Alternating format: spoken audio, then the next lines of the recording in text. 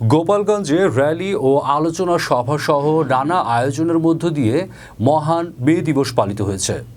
আজ পহেলা মে 2024 সকালে শহরের শেখ কামাল স্টেডিয়ামের সামনে থেকে গোপালগঞ্জ জেলা ট্রাক, ট্যাঙ্ক লরি ও কাভার্ড থেকে বর্ণাঢ্য র্যালি বের করা হয়। গোপালগঞ্জ জেলা প্রতিনিধি জানান, সংগঠনের সভাপতি আলামিন মোল্লা ও সাধারণ সম্পাদক মিন্টু গাজীর নেতৃত্বে র্যালিটি শহরের বিভিন্ন সড়ক প্রদক্ষিণ করে জেলা আওয়ামী লীগ কার্যালয়ে এসে শেষ হয়। সেখানে গোপালগঞ্জ জেলা আওয়ামী লীগের আয়োজনে এক আলোচনা সভা অনুষ্ঠিত হয়। অনুষ্ঠানে জেলা আওয়ামী লীগের সভাপতি মাহবুব আলী খান প্রধান অতিথি বক্তব্য রাখেন।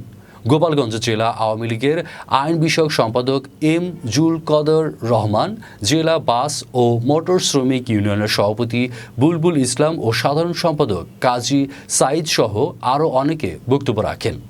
এ সময় গোপালগঞ্জ জেলা ট্রাক, ট্যাঙ্ক লরি ও কাভার্ড ভ্যান শ্রমিক সমিতির সভাপতি আলামিন মোল্লা, জাতীয় শ্রমিক লীগ গোপালগঞ্জ সদর উপজেলার সাধারণ সম্পাদক আব্দুর রাজ্জাক মোল্লা রাজা সহ অন্যান্য শ্রমিক নেতৃবৃন্দ গোপালগঞ্জে ট্রাক ও কাভার্ড ভ্যানের জন্য টার্মিনাল করে দেওয়ার জন্য সরকারের প্রতি জোর দাবি জানান। তো মেয়র সাহেব আসছেন, সবার ধারে ধারে গেছি এবং জেলা প্রশাসকের ধারে গেছি এই টার্মিনালের জন্য, কিন্তু আমাদের আশা দেয় কিন্তু টার্মিনাল বাস্তবায়ন হয় না।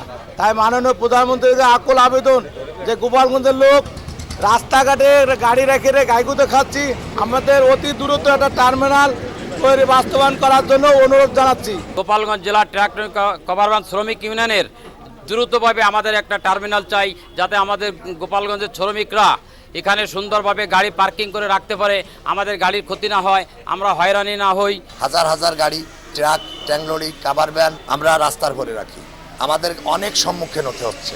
যে কোনো সময় এসে জেলা প্রশাসক বলে যে অমুক জায়গায় আজকে মিটিং আছে, গাড়ি সরাও, এই গাড়ি নিয়ে আমরা কোথায় রাখবো?